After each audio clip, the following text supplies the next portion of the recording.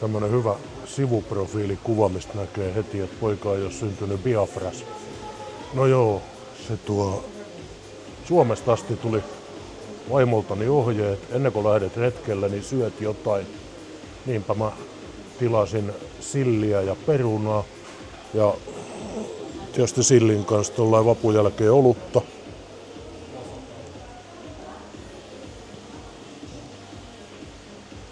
Tää on ihan kiva mesta. Mä olen tässä aterioinut ennenkin silloin joskus vuosia sitten, kun mä kävin Moskovassa toista kertaa, niin mä asuin Gamma-hotellissa, joka on tätä samaa kompleksia kuin tämä Delta.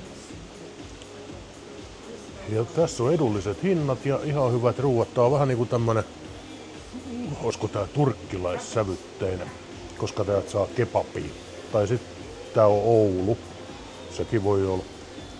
Mä en muista mikä tää nimi oli, Sonja tai jotain siihen suuntaan. Tossahan se... Ei. Särkä. Joopa joo. Mutta ei mitään syyää ja ollaan hyvällä tuulella. Mä koitin tosiaan ostaa itselleni SIM-korttia. Nuori mies Bilan kaupassa kääntäjän kautta osoitti mulle, että se ei ole mahdollista. Ja sen jälkeen hän sanoi mulle, että hymyile edes. Mut kiitos, hymyillään. Ja hyvää huomenta Moskovasta. Eilinen räntäsade on sikäli positiivisoitunut, että tänään me sataa vettä. Vada, dush. Jep, joo. Nyt oi paska, tää vaan kiihtyy tää sade. No, eilen mulle kerrottiin, että mä en voi ostaa venäläistä SIM-korttia ilman FSB:ltä hankittua lupaa. Mut kyllä mä nyt meinaan tätä hommaa kokeilla ja mä äsken hotellin Respasta tiedustelin, niin tuolla on jossain lähellä metroasemaa paikka, josta tätä voi kokeilla. Eli ostamista. Joo. Tää on iso hotelli, missä mä asun, Delta nimeltään. Hieno paikka. Tässä on nää on Moskovan olympialaisia rakennettuja valtavia rakennuksia. Ja portaita riittää. Onneksi nyt ei oo se monta, mikä tää on, matkalaukkuun kannettavan. Kunhan vaan hinaa oma ruoni tästä ylös. Tää puhuminen täällä, niin on varmaan ihan tyhmä juttu, mutta silti ei ne niinkään tässä, mutta monessa kohtaa vähän jännittää, hölpöttää vierasta kieltä, pitäisi varmaan vendähtää puhua. Täällä on nimittäin valvonta ja vartiointi aika kovalla tasolla. Tässä se ei niinkään näy, mutta mä näen ton Kremlin lähellä ja Punaisella torilla ja niin edespäin. Niin siellä on pyssymiehiä ihan kiitettävästi. Joo. Täältä toistaiseksi tähän. Joo, ja täältä kotistudion puolelta puututaan sen verran tarinaa, että jos joku nyt ihan oikeasti kuvittelee, etteivät venäläiset pääse Suomeen, niin voin kertoa, että kyllä pääsee. Ensinnäkin raja on auki koko Euroopassa, paitsi Suomessa. Meillähän se on kiinni. Ja sen lisäksi, niin sen jälkeen, kun se venäläinen on tullut vaikkapa nyt sitten Pariisiin, niin se tulee sieltä Schengen-alueelta Suomeen ihan hupsista vaan, tosta vaan. Enkä mä usko, että siitä on mitään haittaa. Se, että jos venäläiset kävis Suomessa edelleen, niin meidän Itä-Suomessa moni kauppaliike pelastuisi, tehtäisiin bisnestä, tuskin sieltä kuitenkaan mitään ohjuksia Venäjällä myydään, ei varmaan droonikaan mene läpi. Ja niin kuin Arvo Tuominen ehdotti, niin laitetaan tuosta raja yli kulkemaan juna. Ja siihen junaan sitten taas rajavartioston jykevät sedät, mitkä kattoo jokaisen pumagat. Jos siellä ei ole passia, niin siihen junaan ei tulla. Se olisi niin yksinkertainen juttu. Ja varmasti voidaan sopia venäläisten kanssa. No niin, syyttäkää mua taas putinistiksi tai joksikin. Mä en oo semmonen. Haistakaa, no joo, anteeksi. Venäläiset puolestaan ei halua myydä mua SIM-korttia. Eivätkä ot rahaa multa. Vaan he haluaa, että mä käytän suomalaista systeemiä. Kyllä on touhu, sano. Jaha, koffeiina, coffee break. Oikein englanniksi. Tää on vähän tämmöstä, kun unohtaa säädellä tätä kamerakuvaa. Antakaa se mulle anteeksi. Joo, tänään joka tapauksessa on tarkoitus mennä mikä tää on, isänmaallinen puisto, Patriot Park, tutustumaan vähän pansarivaunuihin ja sen semmosia. Olen siellä tosiaan kerran jo käynyt, mut nyt on parempi kamera. Jos mä tosta meidän hotelliin edes tilaa se auto, mut taidan kyllä ottaa se DNA-reissudatan käyttööni. Täältä taas tähän.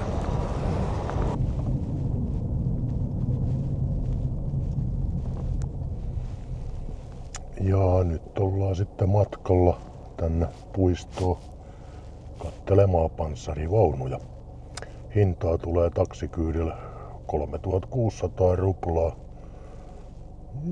Tommonen alle 50. No joo, sanotaan vaikka 38 euroa. Sille ei pääses kotoa Pori keskustaan. Joo. Kuljettajamme siellä on toivottavasti tarkkana, koska tämä tyttö puolestaan on meidän navigaattorimme, joka neuvoo retkeä. Täältä taas tähän. Semmonen asia taas pistää silmään, että Moskovassa ei ole lainkaan noita rekrytointi-ilmoituksia. Elikkä se sota ei näy täällä millään muotoa. Se, että miten sitten niinku normaalipäivänä, niin onko tää vartiointi yhtä tiukkaa vai onko se vaan näitä voitopäiväjuhlien takia? Sitä en tiedä. Ja tää navigaattorityttö, niin hän kertoo myös liikennekameroista. Ainakin mä uskoisin, koska kamerasta se puhuu. Ja siinäkin näkyy kameroita 2 kappaleet, mutta mä en tiedä onko miten tää liikennekamera-homma täällä niinku toimii. Et ei ainakaan samannäköisiä ole kuin me Suomessa. Meillähän on niinku 2 tyyppiä. Toinen on se silmukkamalli, mistä tiehen on laitettu silmukat, mitkä valvoo nopeutta, ja toinen on tää uusi tutkaperiaatteella toimiva. Mut voi olla tietysti, että täällä on joku, kun seuraa koko ajan ruudusta. Isot on tiet ja nyt ei ole edes kaistaviivoja tästä tiestä. Tää onkin hieno ajaa. Jukolauta. Nyt alkaa kaistaviivat taas. Siinä oli uusi asfaltti, ei ole ehditty ihan heti piirtelemään. Mutta niin kuin sanottu, niin se on kyllä parempi, että minä en aja täällä. Joo, nyt me ollaan sitten tankilla, eli tankkaamassa. Ruuhkan takia matka vähän kestää. Täällä edelleen tankataan, siis täällä on kaveri, kun käy täyttämässä ton tankin, ei tarvitse itse ruvet plääjäämään. Talviaikaa varsinkin olkkari 80 litran dieseltankin täyttäminen, niin siinä täytyy olla melkein hanska kädessä, kun on kylmää diiseliä. Kylmää kiisseliä ja kylmät kraanat. Semmosta juttuu, juu. No. Siinä on Zerno-niminen huoltoasema. Ja nyt tuli tankki täyteen ja kaveri on maksamassa. Se, että tämä tie on oikeastaan väärä termi. Nämä tiet olisi oikea. Tässä menee 3 valtatietä rintasi. Ja kaikissa 3 on ainakin 2, jollei 3 kaistaa. Se liikenne täällä ei etene yhtään mitään. Me ollaan 60 kilometrin matkaa ajettu jo toista tuntia. Mut pikkuhiljaa varmaan lähestytään kohdetta. Paluumatka täytyy tehdä eri tavalla. Eli jos taksilla ajaa, niin ajaa vaan lähimmällä jollakin joukkoliikenneasemaa. Katsoo nyt, sen aika näyttää, mitä täältä takaisin tullaan. Mutta takaisin tullaan, se on varma. Tää on vähän muuttunut viime kerrasta. Nyt tuolla ainakin luki, että siellä on lipunmyynti, lipputoimisto. Katsotaan onko. Sisäkäynti oli suljettu, että tutkitaan asiaa ja toivotaan hartaasti, ettei tää paikka ole kiinni tänään. Mutta kaikki selvii aikanaan, kun tutkitaan. Olisi tietysti voinut vähän ennakkoakin selvittää. Sieltä muuta kuuluu rynnäkkökiväärin papatusta. Täällä on nimittäin myös ampumaradat. Ja menestyksekkäästi. No, eihän kuljettajakaan voinut tietää. Hän on jostain Venäjän lämpimistä osista nyt muista enää mistä päin. Ei kuitenkaan Samarkandista niin kuin viime reissulla. No joo. Mä jäin pois kyydistä ainakin kilometriin liian aikaisin vissiin. Joku venäläisherra tuolla parkkipaikalla vuolassanaisesti mua sit opasti, et tonne päin. Mä en kyllä tajunnut 99%, mutta ei se väliä, jos täältä jostain pääsee sisään. Sitä kun meillä kotona sanotaan, että venäläiset vihaa meitä, mutta Paskan Marjat erittäin ystävällinen herra ja tytär otti mun kyytiin tosta ja toivat perille. Ja nyt löytyy ilmeisesti myös paikka, mistä... Privet no Finland. Joo, täältä pitäisi löytyä liput. Säännöt täällä on vähän muuttunut. Nyt on ollut aikaraja. Eli tämän alueelle ostetaan tunteja.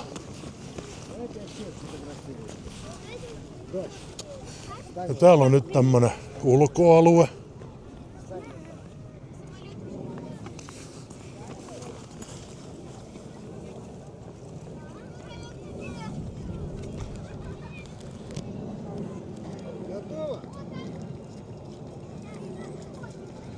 Täällä on lentokone toisensa jälkeen. Ja jos tarina kertoo, että venäläiset loppuu tankit, niin kyllä ne ainakin museoihin riittää edelleen. Ei oo vielä loppunut. Ja jotenkin mä veikkaan, että ai Maria lähti kiipeilemään nyt. Eiköhän täälläkin tehtaat niitä lisää. Kato. Se onkin deaktivoitu tuo. Siinä on reikä putkessa. Onks toinen vanha 72? Tuo on varmaan 90. Niin kuin se pihatankkikin. Pitäisi olla niinku... Ei, T64 BVK. Mitä mahtaa sit pitää sisällänsä.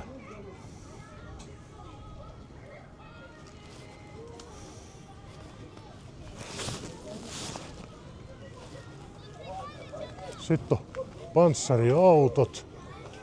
Jonkinmoinen ohjuslavetti vai mikä hitto tuo kenttäkeittiö. Kuin siinä on torvit tollain. Se saadaan pystyyn. Jännä vehjä. Maria on hyvin nopea tyttö. Se on joka paikassa. Nyt se keinuu tuolla sukellusvehkeessä. Tässä on näitä laivaston erilaisia konetykkejä. Tuo varmaan, tai nämä on varmaan jotain itseohjautuvia laitteita. Mahtaisiko ton, tai mitä hyötyä siellä kenenkään ole, ei sieltä näe mitään. AK630, vehkeä nimi.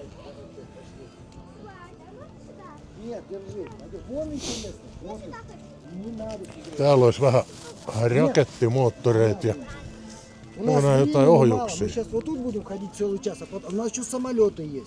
Siinä on ohjuksia. Ja siinä on varmaan sitten tommonen Veikkolehde. Siellä joku oikein pistää rahaa palamaan. Veikkolehde paska-auto. Tai sit se on ohjusvehjä. Mahtaako Veikkolehdelläkin oikeesti? Ne on vaan ohjusautoja. Ne on naamioitu kakka-autoiksi.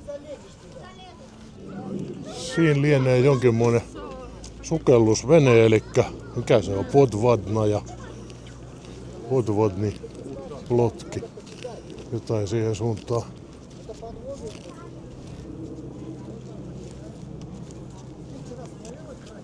Noit vaunuja riittää. Tää on nyt katsos perkele, joku pysäköinyt tuohon avaruusraketti. Semmosiakin vehkeitä. Siinäpäs se on tuttu vehjä. Uotsi. Tuommoisia oli vielä mun armeijan aikana, niin sotavalot näyttää olevan. Joku on just tankannut se varmaan, kun luukku levällään.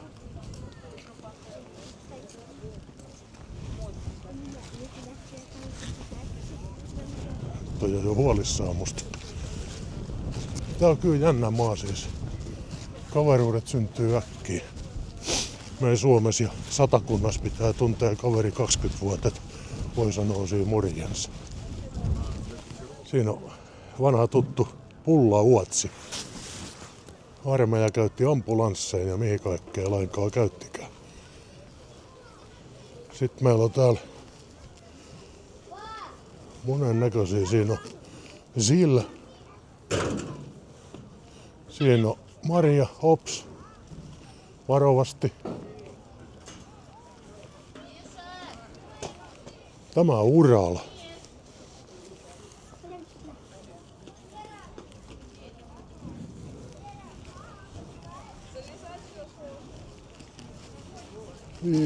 Ja nyt täytyy katsoa kyllä listasta. Kamaz. Ja sillä.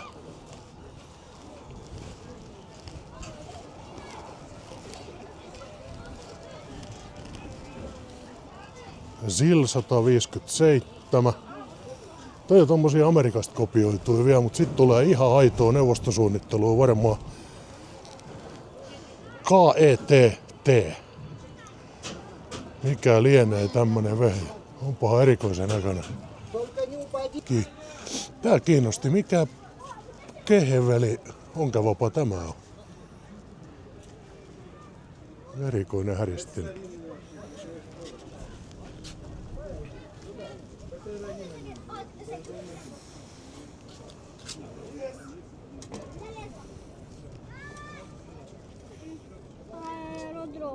Производился с 1978 года по 1984 год на авиационном заводе в Улан-Удэ. Спасибо. Так вот он выглядит когда-нибудь.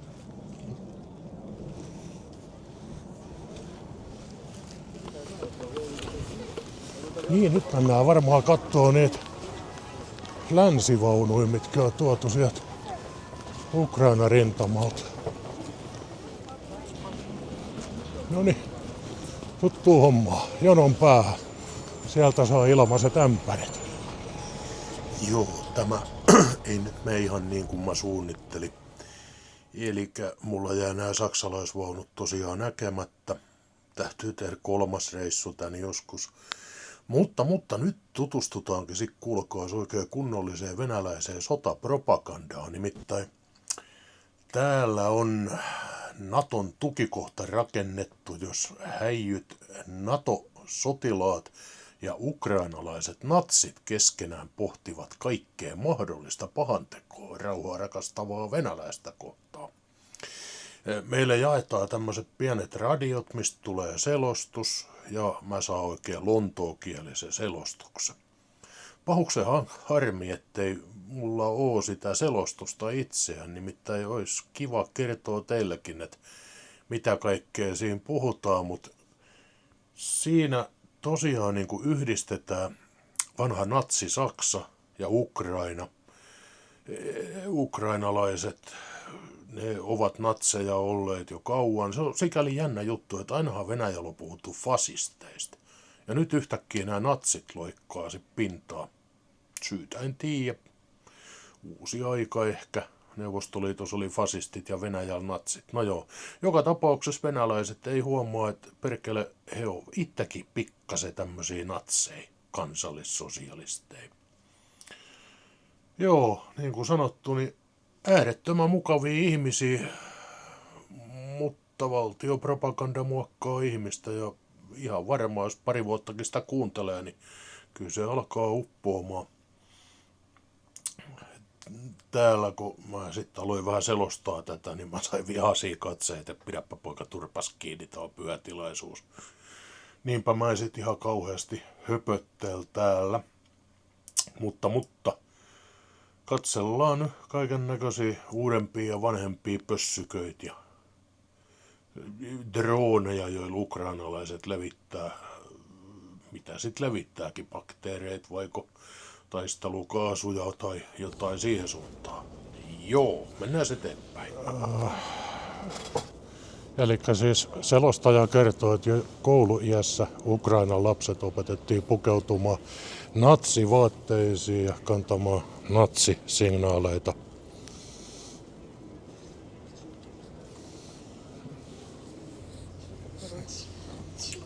Siinä meillä on oikealla kai tämmönen turkkilainen Bayraktar lennokki, mikä silloin alkusodasta oli hyvin kuuluisa ukrainalaista käytös. Ja noita droneja on sitten ripustettu ton kattoon erilaisia. Siinä olisi USA-lainen myrkynkylväjä drooni, kasvisuojeluun tarkoitettu kaiketi.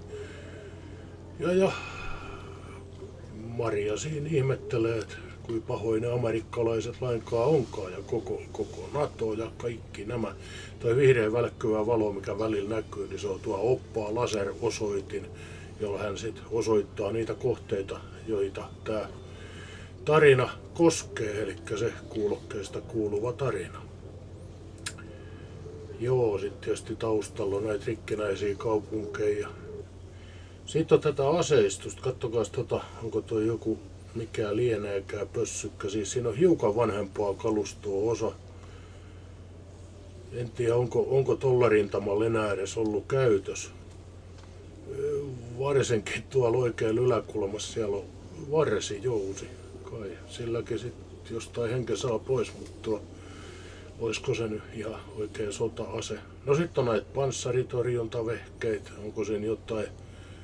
No, viisaammat mainitkoon mitä siinä on, jota Aasome ja opastäti ja vihreä laserosoitin. Juu, siinä on muuten oli hetki sitten MG3, edelleen toimiva saksalainen konekivääri ja taustalla on meidän riikkalainen melkoinen kanuuna, mikä lieneekään. Niin kuin he kertoivat, niin tämä on trofeenäyttely, eli tämmöisten metsästyssaaliiden näyttely. Siinä on yhdysvaltalaisvalmisteinen Abrams panssarivaunu. Jotain silläkin on sattunut, kun on noin pistetty torni jumiin, ettei se pyörähteli itsellään. Mitään isompaa reikää siinä ei näy, mutta kai siihen joku vehje on pamahtanut sit jonnekin kansirakenteisiin. Ei se ole amerikkalainen tekniikkakaan niin varmaa. Tosi venäläiset kyllä väittivät, että heidän teknologiansa on aivan ylivertaista verrattuna näihin NATO-vehkeisiin. Että he kyllä pistää kaikki kappaleiksi. No. Siinä on sitten taas neuvosto- tai venäläisvalmisteinen T-72AG modernisoitu. Sitten on M2 Bradley. Ja toi oli muistaakseni Etelä-Afrikan vehje. Sitä on varmaan ammuskeltu vähän huvipäitä. Saksalainen MG3, MG42 jälkeläinen. Toimiva vehje tänä päivänä. Sitten on vähän hauska Sokolevi pyöräjalustalla Maxim konekivääri, toi nuo toisen maailmansodan vehkeitä. Mutta jos tästä jotain kivaa haluaa löytää, niin se on se, että ainakin lapset löytää iloa kaikesta täällä. Maria tyttö on akaasian oksalla, niin kuin huomaatte, tämä iso vehje on akaasia nimeltänsä. Tämä on siis niin valtava paikka, että täällä olisi nähtävää moneksi päiväksi varmasti. Mutta me hypätään nyt Hyundaihin ja lähdetään kohti Moskovaa.